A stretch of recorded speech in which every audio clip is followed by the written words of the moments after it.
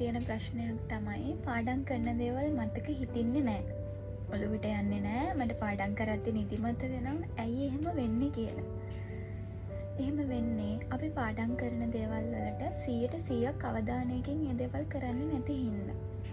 ඔයාටත් හරියට පාඩම් කරලා පාඩම් කරන දේවල් මතක තියාගන්න ඕන නම් මේ ක්‍රම ටික කරලා බලන්න. අනිවාර්යෙන් හොඳ රිසල්ට් එකක් ඔයාටත් ගන්න පුළුවන් වෙයි.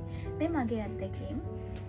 ඔයා පාඩම් කරද්දී 100% අවධානය දීලා පාඩම් කරනවා නම් පාඩම් කරන මොහොතේදී ලැප්ටොප් එක ෆෝන් එක වගේ දේවල් ඈඩ් කරන්න. හැබැයි ඉගෙන ගන්න දෙයකට මේක පාවිච්චි කරනවා නම් ප්‍රශ්නයක් නැහැ. එහෙම නැතුව ඔයා ගේම්ස් ප්ලේ කරන්න, Facebook එකේ Instagram එකේ උඩ පහළට යන්න, YouTube එකේ වීඩියෝස් බලන්න යනවා නම් මේ දේවල් ඈඩ් කරන්න ඕනේ. එතකොට එහෙම නැතිනම් අර පාඩම් කරන්න තියෙන අවධානය අඩු වෙනවා. 100% අවධානය තියාගන්න ඕන නම් මේ දේවල් වලින් අපි ඈත් වෙන්න ඕනේ. ඊට අමතරව ඔයා හැම වෙලාවෙම පොසිටිව් තින්කින්. මට මේ දේ කරන්න පුළුවන්. අනිත් අයට පුළුවන් නම් ඇයි බැරි? මම ගොඩක් දක්ෂ ළමයෙක්නේ. මම පාඩම් කරනවා මට මතක හිටිනවා. මේ වගේ පොසිටිව් තින්කින් හැම වෙලාවෙම තියාගන්න. ඔයා හැම වෙලාවෙම හිතන්න ඕනේ මට පුළුවන්. මම මේක හොඳටම කරනවා. මම 100%ම ගන්නවා කියලා හිතන්න. පේපර් එකකට මුණ දෙනවා නම් පේපර් එකක් කරන්න හිතාන ඉන්නා නම් මට පුළුවන්. මම මේකේ 100%ම ලකුණු ගන්නවා කියලා හිතාගන්න. එතකොට අනිවාර්යෙන්ම ඔයාට ගන්න පුළුවන් වෙනවා. ඊට අමතරව තව දෙයක් තමයි ඔයා පාඩම් කරන වටපිටාව පාඩම් කරන්න සුදුසු විදිහට හදා ගන්න ඕනේ. ඔයාත් ඒක බීපු කෝප්පේ, කෑම කාපු පිඟාන මේ දේවල් ඔයාගේ පාඩම් කරන මේසෙ තියෙනවා නම් ඒක මනසට නිකන් අර දැක්කාම ටිකක් අපිරිසිදුයි වගේනේ. ඒ දේවල් එක්කම පාඩම් කරන්න හරි අමාරුයි. පාඩම් කරන තැන පිරිසිදුවට ඒ දේවල් තියාගන්න ඕනේ. ඔයා දන්නවා ඔයාට ගෝල් එකක් තියෙනවා කියලා. ඒ ගෝල් එක ඇචීව් කරගන්න පුළුවන් එකම කෙනත් ඔයයි. ඔයාගේ ගෝල් එක මට ඇචීව් කරන්න බෑ. ඒ හින්දා ඔයාගේ ගෝල් එක මොකක්ද කියලා මෙන්ෂන් කරලා තියාගන්න. හිතේ විතරක් තියාගන්න එපා. ඔයා නිතරම නිදාගන්න කාමරේ නිතරම දකින්න තැනක බිත්තිය වුණත් කමක් නැහැ කලවල තියාගන්න.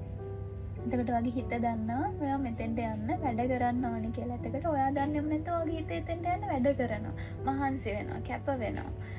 ඊට අමතරව ස්ට්‍රෙස් එකක් තියාගන්න එපා කොයි වෙලාවක. මට පාඩම් කරන්න ඕනේ. සමහර ළමයි ඉන්නවා කකුල් දෙක බේසන් වල වතුර දාගෙන පාඩම් කරනවා රෑ තිස්සේ. එහෙම කරාට මොලේට යන්නේ නැහැ. මොකද අවධානය නැහැ. නමුත් අනිත් කෙනා කරන හින්දා මටත් කරන්න ඕනේ, මමත් පාඩම් කරන්න ඕනේ, රෑ එළි වෙනකන් ඇහැරලා ඉන්න ඕනේ කියලා හිතාගෙන පාඩම් කරනවා. එහෙම කරාට ඔළුවට යන්නේ නැහැ. මම ගැන කිව්වොත් මම නම් ඇත්තටම මෙච්චර පාඩම් කරලා නැහැ. කකුල් බේසන් වල දාලා පාඩම් කරලා නැහැ. මොකද මම දන්නවා මට ගෝල් එකක් තියෙනවා. මම මේකට යන්න මහන්සි වෙනවා. මම පාඩම් කරන කාල සීමාව ටයිම් එකක් බෙදාගෙන මම මේ පාඩම් කරන වෙලාවෙදී එකට උප්පරිම අවධානය දීලා පාඩම් කරා. එතකොට මට මොලේට යන ප්‍රතිශතය වැඩි. ඔයාලා දන්නවද අපේ මොලේ තියෙනවා හිපෝකැම්පස් කියලා. මේ කෙටි කාලීන මතකයන් තැන්පත් වෙන්නේ ඒකේ. අපි පාඩම් කරන දේවල් නැවත නැවත පුනරීක්ෂණය කරන්න ඕන. අපි පේපර්ස් ලියන්න, පාස් පේපර්ස් ලියලා ඒ දේවල් නැවත නැවත මතක් කරන්න. එතකොට ඔයාලට මතක ඉන්නවට හිතෙන්න පුළුවන් දැන් පාඩම් කරන එක මට තව ටිකකින් අමතකයි කියලා. හැබැයි එහෙම වෙන්නේ නැහැ. ඔයා පේපර් එකක් ලියුවොත් ප්‍රශ්නය දකිනකොට මතක් වෙනවා. මම මේක මෙතනදී පාඩම් කරානේ කියලා ඔයාගේ මොලේට එනවා. ඒ නිසා හැම වෙලාවෙම පාඩම් කරන දේවල් දැන් අද දවසේ පාඩම් කරන ඔය හවසට ෂෝට් නෝට් එකක් මේ තියාගෙන ලියන්න. මම අද මෙච්චර දේවල් පාඩම් කරා හයිලයිට් කරන්න. මේන්ස් ටොපික් හයිලයිට් කරන්න. වෙනතරව කටු සටහන් ෂෝට්ස් නෝට්ස් ඒ දේවල් පාවිච්චි කරන්න. තව ඔයාට කරන්න ඕන දෙයක් තමයි ඔයා හිතනවා ටීචර් කෙනෙක් කියලා. ඔයා නිතරම මම කරපු දෙයක් මේක. මම ගෙදර ඉන්න ටෙඩි බෙයාස්ලට, මගේ යාළුවන්ට, අම්මට අප්පච්චිට මම පාඩම් කරන දේවල් උගන්වනවා. හැබැයි ඉතින් ඒගොල්ලොනුත් අහන් ඉන්නවා ඒවා. ඒගොල්ලන් නැති වුණත් කමක් නෑ. ඔයාට එයාත් ඉස්සරහා කතා කරන්න ලැජ්ජයි නම් ඔයා එළියට ගිහිල්ලා ගස් ගල් එක්ක කතා කරන්න. ඒ කියන්නේ ඔයා ඉගෙන ගත්ත දේවල් ඒගොල්ලන්ට උගන්වන්න. එතකොට ඔයාට මතක හිටින ප්‍රතිශතය වැඩි. තව නිදාගන්න යන්න කලින් ඔයා පාඩම් කරපු දේවල් හිතින් මෙනෙහි කරන්න. මං අද දවසේ මේක කරා. මේක මෙහෙම තමයි කියලා හිතන්න. එතකොටත් ඔයාට මතක හිටින ප්‍රතිශතය වැඩි වෙනවා. තවත් දෙයක් තමයි අනිත් අය කරනවට ඔයා පාඩම් කරන්න යන්න එපා. ඔයා යන්න ඕන ටාගට් එක ඔයාම තමයි අචීව් කරගන්න ඕනේ කියලා හැම වෙලාවෙම හිතන්න. පාඩම් කරන්න යන්න එපා.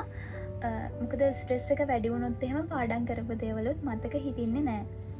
ඊට අමතරව තමයි ඔයා දැන් පේපර්ස් ලියනකොට මිස්ටේක්ස් එන්න පුළුවන්. ඒක ගැන හිතන්න එපා. මට වැරදි අද ගොඩක් වැරදිලානේ. අයියෝ මට බෑ කියලා හිතන්න එපා. වැරදෙන්න ඒ වැරදි වලින් තමයි අපි අපේ වැරදි මොනවද කියලා හඳුනගෙන අපිට ඒක කරගන්න පුළුවන්. වැරදෙන්න තමයි ඔයාගේ ලකුණු ගන්න පුළුවන් වෙනවා. මොකද ඔයා දන්නවා ඔයාට මෙතන වැරදෙනවා කියලා. එතකොට ඔයා ආයෙ එතන ඒක වරද්දන්නේ නෑනේ. ඔයා පාඩම් කරනකොට ඔයා නිදාගන්න ඇඳේ ඉඳන් පාඩම් කරනවා නම් ඒ දේ කවදාවත් කරන්න එපා.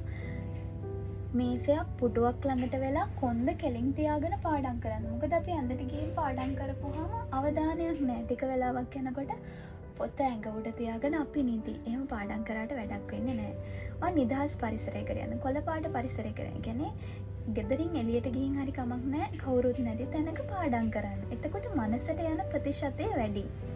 පාඩම් කරනවා කියලා ලොකුවට ස්ට්‍රෙස් අරගෙන පාඩම් කරන්න යන්න එපා. එතකොට පාඩම් කරන එක කොහොමවත් මතක හිටින්නේ නෑ. මේ ක්‍රම ටික මං කරපු විදිහටම ඔයත් කරලා බලන්න. ඔයාටත් එකක් හරි හරියයි කියලා මං හිතනවා.